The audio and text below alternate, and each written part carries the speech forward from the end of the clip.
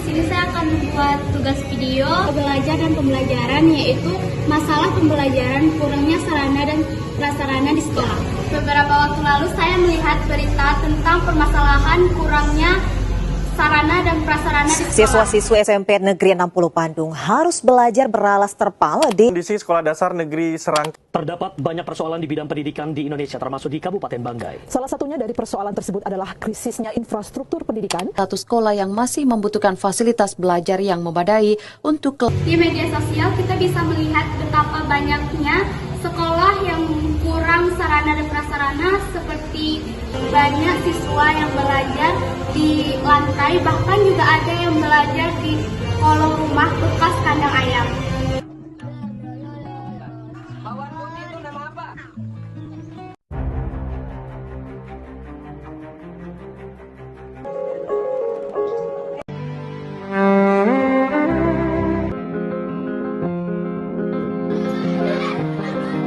Di sini saya akan menjelaskan faktor-faktor kenapa sarana dan prasarana itu berdampak sangat besar bagi siswa.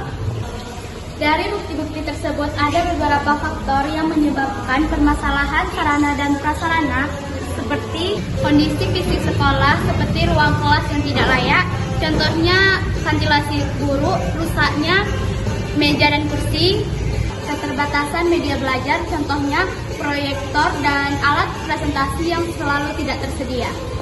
Kurangnya teknologi pendidikan seperti Chromebook, proyektor, komputer itu sangat penting untuk membantu pembelajaran modern pada saat sekarang ini. Faktor lain yang menyebabkan dari kurangnya prasarana dan sarana di sekolah adalah kekurangan anggaran sekolah. Mungkin sekolah kekurangan anggaran untuk membeli sarana baru dan memperbaiki prasarana.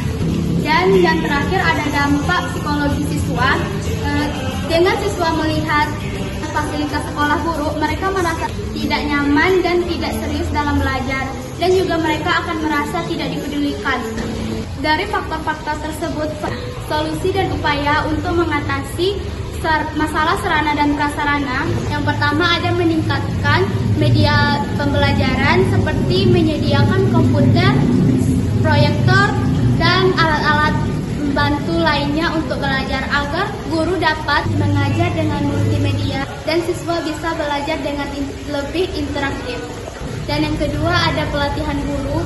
Guru perlu pelatihan untuk belajar tentang bagaimana menggunakan proyektor, bagaimana menggunakan media digital dan alat peraga belajar lainnya supaya pembelajaran lebih menarik.